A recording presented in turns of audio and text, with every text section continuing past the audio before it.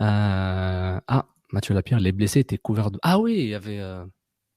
Ah oui, c'était Urso, non? Ah, Urso, oui, Urso Junior, là, le Brésilien ou je sais pas quoi, là, qui était. En mode momie, comme Momie, j'étais un des peu momies. confus, là. Et J'étais un toi, peu tout de suite, t'es en mode moms, like soccer moms? confus. You America? dirty bastard. America? All good. Donc, le débat qui était. Le concept qui me confondait et tout, c'était, on va en parler tout de suite, c'était clairement avec notre gardien numéro 1 à Montréal. Et comment ça, on aime les gardiens. Pantémis, qui je trouve a fait un très bon match. On focus sur Pantémis contre le Toronto FC pour le moment. Pantémis, que je trouve qu'il avait un très bon match contre le Toronto FC, se prend un but sur confort à la dernière minute de José Altidore, celui qui n'aura pas de marqué contre Montréal, quelles que soient ses versions ou ses couleurs ou sa brand. Neuvième Et, but, je crois. Je vais pardon? trouver la stat, mais neuvième but, si je me trompe pas, en peut-être quoi, comme 13 15 matchs? matchs. 15 15. matchs, je Ah pense. non, c'est des vrais stats. Genre, Non, le gars, il marque. c'est un serial killer. Hmm. C'est un Le serial killer. Nemesis.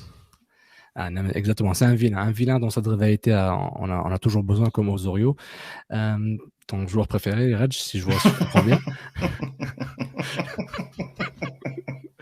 Toi et J'ai lui, été un peu intense, j'avoue, mais bref, vous allez faire une continue. chicha ensemble. Hmm. Donc, un partout, ce coup franc de Altidore, Pantémis, on l'a blâmé sur le mur, pas le mur, etc. Ben, on va en parler. Quelle est la responsabilité de Pantémis sur le 1 partout contre TFC? Mais la question aussi veut aussi dire quelle est la responsabilité du reste de l'équipe ou des autres acteurs qui ont été en erreur ou pas sur ce 1 partout. Donc, tour de table, monsieur. First come, first serve. Qui veut embarquer en premier? Écoute, moi je vais embarquer parce que je suis responsable de cette tourmente sur la sphère CF Montréal / IMFC avec le grand défenseur malheureusement qui n'est pas là de l'académie, notre ami Nilton George. Mais en fait, moi c'est pas que je tape du doigt, je tape sur la tête, pardon, tu vois, du joueur de l'académie, le joueur local, parce que tu vois, Nilton, bon, il n'est pas là pour se défendre, donc je vais pas non plus le nommer et le citer trop de fois, trop longtemps. Mais lui, c'était plus, il y a des joueurs mieux payés devant lui qui font comme plein d'erreurs. Ouais. Et au final, on tape sur le mec local. Et en gros, s'ils se sont rendus jusque-là, c'est grâce à lui, tu vois.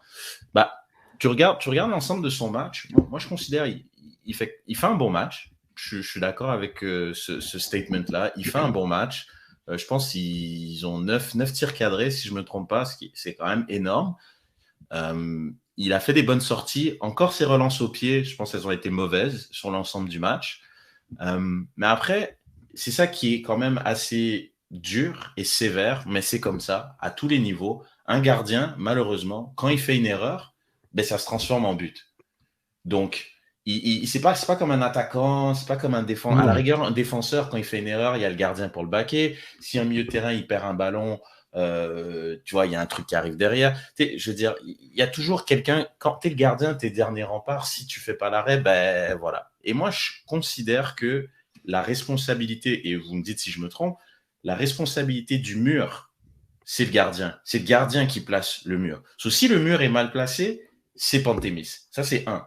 2, je trouve son placement initial est mauvais, donc c'est encore sur lui. Et 3, lorsque la frappe est partie, moi, je pense qu'il peut mieux faire. Donc, c'est pour ça que je le tiens responsable du but. Je dis pas que globalement, il fait un mauvais match. Sa responsabilité est qu'on est à la 95e, il y a 4 minutes d'arrêt de jeu, donc on a dépassé, donc c'est le dernier kick du match. Concrètement, c'est la dernière action du match. C'est Altidore qui va le tirer, il est à l'entrée de la surface, il y a un mur de 4 joueurs. 4 joueurs. C'est lui qui appelle, qui dit comme je veux mon mur. Tu l'entends tout le temps, là. Genre, à huis clos, on a entendu des gardiens qui hurlent je veux 5 mecs, je veux 6 mecs, décale-toi, décale-toi, décale-toi. Ça semble que ça n'a pas été fait, ça n'a pas été écouté. Il a pris un but. Donc, moi, je le tiens responsable par rapport à ça. Mais oui, sur l'ensemble du match, il fait un bon match. Mais... Est-ce que tu peux dire ça et accepter? Là, tu n'as pas Nilton, il y a d'autres gens qui l'ont dit, c'est pas juste Nilton. Moi aussi, je l'ai dit. Oui, son tweet a été liké par toute la planète. Donc, tout le monde Influenceur, était ouais. d'accord avec lui. Oui, non, mais je sais. Influenceur. C'est un mec important, hein, je vois ça. Don't be a hater, bro. Mais tu peux accepter, je peux accepter ce que tu dis, mais on peut aussi accepter que dire qu'il y a des séquences d'erreurs auparavant par des joueurs plus cher payés, disons, c'est le truc d'argent, je suis pas trop d'accord avec, mais Oui, moi non plus, mais je on comprends. est d'accord qu'il y a une accusation de casserole qui est normale dans le foot, hein, c'est genre qui est normal dans le foot, genre on a vu, c'est pas comme si à chaque fois qu'on fait une fascination sur Montréal, parce qu'on parle de ce club-là, mais Montréal n'a pas le monopole sur les buts à la fin durant les fins de match. Cette situation, on l'a vu 15 000 fois en Champions League, en finale de Coupe du Monde, en Europa League, dans club match de district à Parc Pierre Marquette. Genre, tu vois toutes ces situations en fin de match où tu es à quelques minutes, quelques secondes de gagner, mais tu te fais gazer à la fin parce que voilà, ça arrive. Moi là je vais parler les gars, donc je embarquer si vous voulez, parce que je voulais parler un peu par rapport à la responsabilité de Pantémis, c'est que tu sais, genre ton exposé là, j'étais assez intéressant parce que oui, le mur aurait pu être, tu sais, il avait un dilemme, tu peux pas avoir un mur à 5 ou 6 et couvrir le centre. Parce que garanti, s'il y avait un mur à 5, peut-être ils auraient fait, Toronto serait parti pour le centre. Donc il y a aussi l'équilibre entre les deux. Donc à la limite, est-ce que Pantémis aurait pu faire l'arrêt? Peut-être, ça va vite, mais il était pas loin. Il fait un pas à gauche avant le coup franc, peut-être il arrête. Est-ce que si le nouveau, que je ne suis pas capable de prendre son nom en ce moment, je suis fatigué, s'il bloque le coup franc proprement, mais s'il essaie vraiment d'être un peu plus brave et courageux, on aurait voulu ça, mais c'est pas tout le monde qui le fait. Même dans le haut niveau, beaucoup de joueurs ont peur du ballon sur un coup franc, donc c'est pas le seul qui va le faire. Donc, moi, je sais pas ce que vous en pensez. Là, moi, j'ai l'impression que c'est juste une séquence d'événements là, à travers le temps du match. Puis, on aurait pu éviter ça 15 fois avant. Puis, le foot se donne le privilège de te sourire dans la face et de dire tiens, prends ça dans la gueule parce que c'est ça le destin. Quoi. J'ai vu ça, c'est notamment fort que je me dis ben, c'est quasiment le destin quoi, de beaucoup de matchs de foot. Non, ouais. Moi, je rajouterais juste quelque chose qui m'a un petit peu choqué sur le coup franc. C'est José Altidore qui tire le coup franc, c'est un droitier. Il y a très peu. Moi, dans ma famille, il y a des gardiens de but. Finalement, l'angle que prend José Altidore, c'est impossible qu'il la mette de l'autre côté. Voilà, c'est quasiment impossible qu'il la mette de l'autre côté. Et même s'il la met de l'autre côté, Pantémis a placé son mur de telle sorte à être du côté où José Altidore ne pourrait pas tirer, mais s'il le fait, tant mieux. Ça veut dire qu'au-delà même de mettre un cinquième joueur, parce que là où je te contredis un petit peu, sauf je préfère qu'à cette distance-là, il tente le centre, Altidore.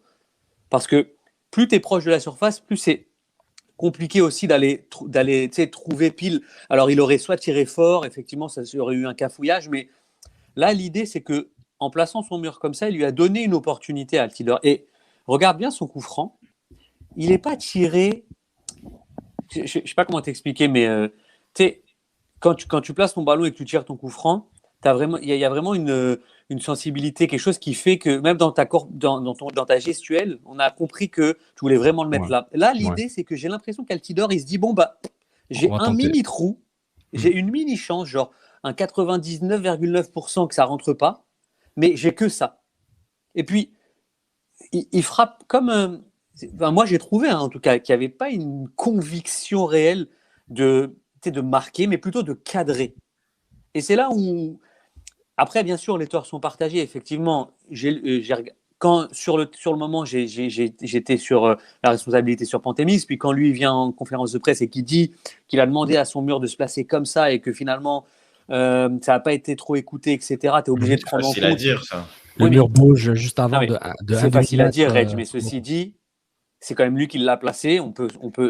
Il se parle sur le terrain, donc c'est quand même le protagoniste principal qui vient te dire ça. Alors, et la dernière chose, c'est que, encore une fois, Reg, je le dis, son placement est un peu bizarre parce que soit tu fais les premiers pas avant que la balle parte en prenant le pari que Altidore va jamais la mettre du côté ouvert, la balle, hein.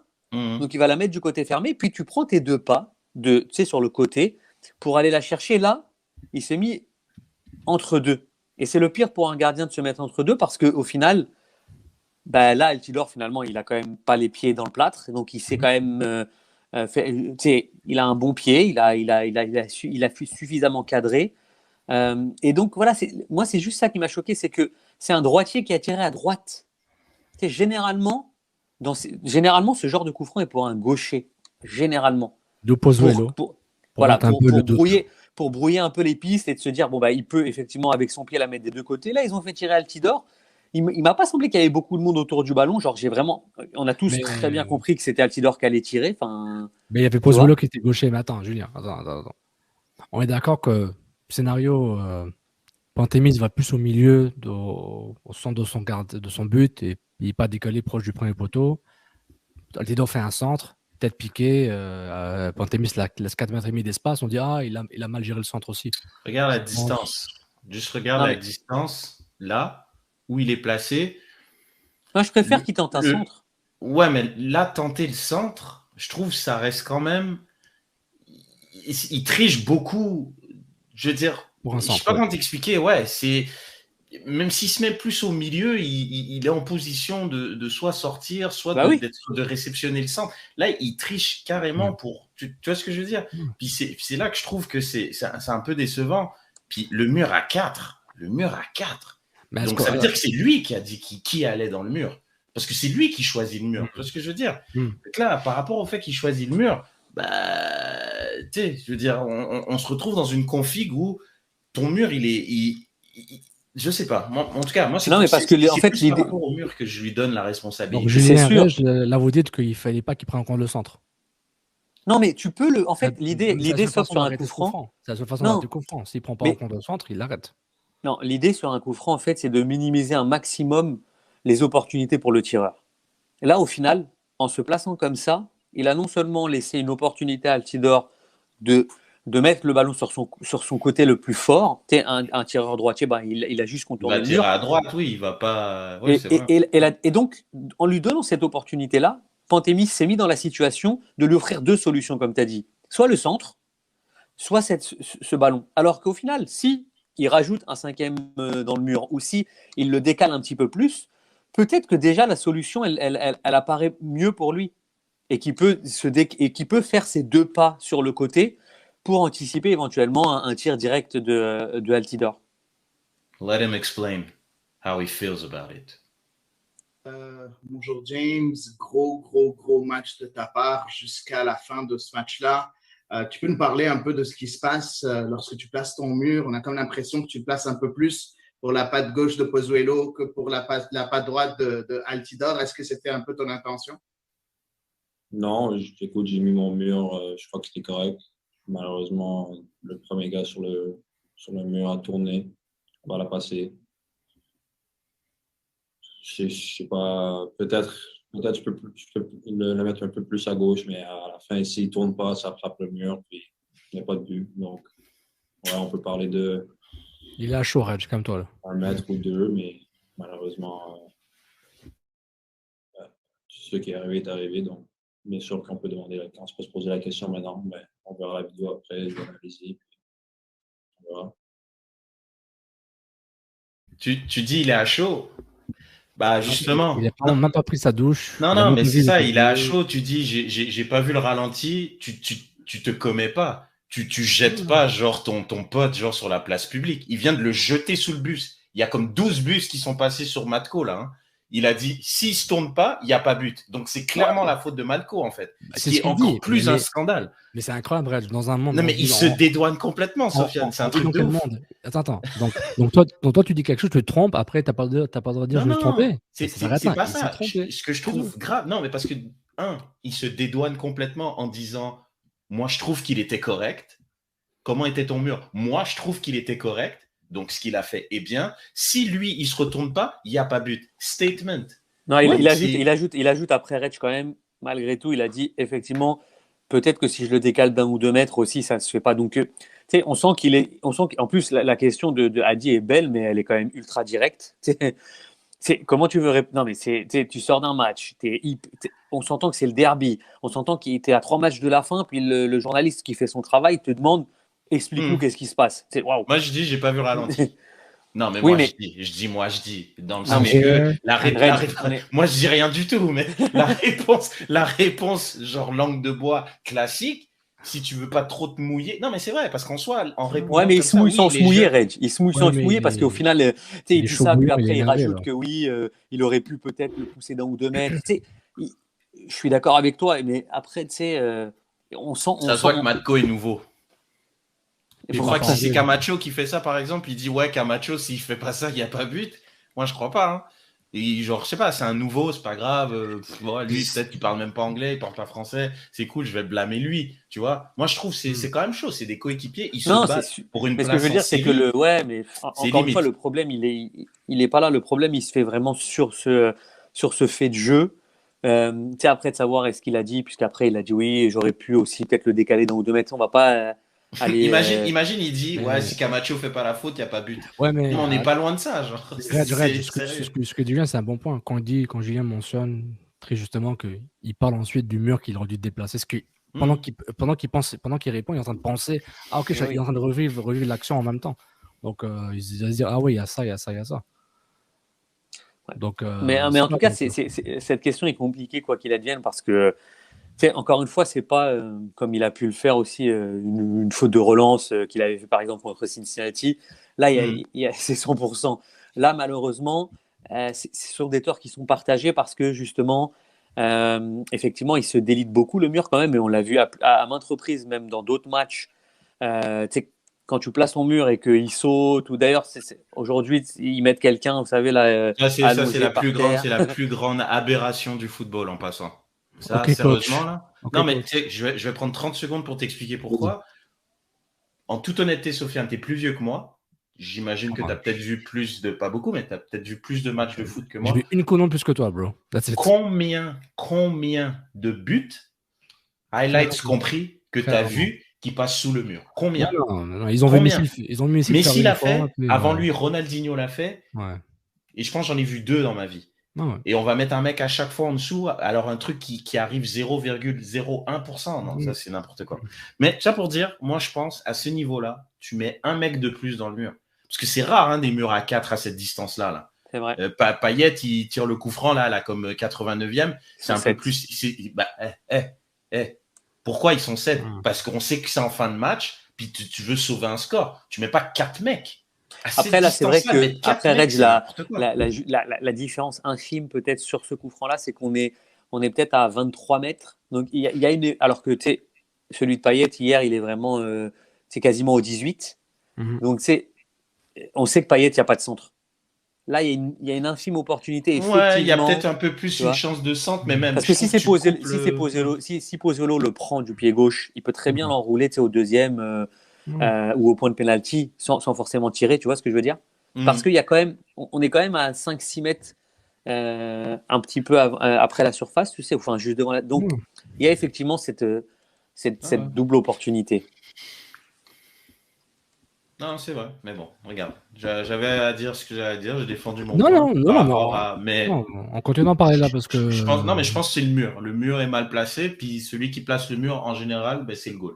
À partir du moment qu'on a demandé la distance, donc on attend un coup de sifflet, à l'ancienne, le goal, il se place à ses poteaux, à son poteau, pardon, et il gueule, il dit je veux 5 mecs, je veux 6 mètres. Mais surtout, c'est, vu le temps qui reste dans le match, c'est surtout ça. Donc là, tu défends un score, tu te bats pour aller en play-off, tu as besoin de 3 points. Tout à fait. Tu prends 1 point contre une équipe qui est déjà éliminée, c'est un derby, c'est inacceptable. Là, tu donnes tout, tu donnes tout. Tu peux pas être en mode. Et Matko aussi est moi, je pense avec ce que tu dis, Reg, genre, le gars qui a tout donné, c'est Pantémis, et c'est les 15 actions avant, j'exagère les 15, là, entre Matko, Hamdi, Camacho qui fait la faute, mais il est obligé. Mais oui. Faire une faute au 15 de prendre un jaune plus tôt pour que le coup franc soit à 40.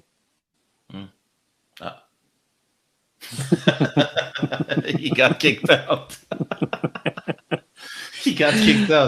Non, je pense. Mais après, regarde, oui, il y a pas mal de gens qui peuvent être responsables. Mais après, regarde, je pense que la faute est répartie. Puis je trouve ça. Puis c'est vrai, ce qu'il dit Sam, c'est. Je pense dans le contexte. Puis comme j'ai dit tout à l'heure, il y a vraiment ce côté aussi. Il y a un esprit d'équipe qui est en train de se battre pour. Sauf à Rich. Après, l'idée, c'est qu'on a quand même souvent aussi parlé de Pantémis. C'est sa première année numéro 1. Et tu sais, c'est aussi des choses à apprendre, tu sais, à appréhender au final. Tu vois ce que je veux dire? C'est peut-être pas des situations qu'il a vues souvent dans sa vie comme ça de mener dans le derby à Toronto à la 95e avec en étant dans la dernière ligne droite, parce que c'est vrai que là, vous avez dû en parler au tout début, mais c'est fou comment ça change la dynamique. Tu passes 8e, tu vas jouer tous les matchs avec une épée de Damoclès au-dessus de la tête. Enfin, c'est la chance que tu as, c'est qu'il y a encore des confrontations directes avec même les équipes qui sont devant toi, mais c'est fou. Comment à la 95e, tu es quasiment en play-off, et comment à la 95e et 30 secondes, t'en es sorti, c'est fou. He's back. Hey. He's back. Next topic. Avant de passer au prochain sujet, on voulait partager avec tous ceux qui ont regardé cette vidéo. On va évidemment certains clips aussi pour qu'on va diffuser un peu partout, que le Can Football Club va vous offrir un cadeau pour les fans du ballon rond. Donc, si vous devenez membre patron du Can FC avec un lien spécifique qu'on va vous mettre, on vous offre le premier mois gratuit. Donc, pour ceux qui sont intéressés, remplissez ce formulaire sur le lien qu'on va mettre dans la description de la vidéo qu'on va mettre, que ce soit sur Facebook ou Twitter. Suivez-nous sur les réseaux sociaux et les différents groupes dans lesquels on partage du contenu, et aussi évidemment la page du Can FC, la page Facebook du Can Football Club évidemment. Donc, remplissons le formulaire, joignez-nous à notre bel comité Patreon. On va vous offrir un mois gratuit pour se joindre à nous. Toutes les modalités et les détails vont être fournis après que vous remplissez le formulaire, puis on va s'amuser tous ensemble.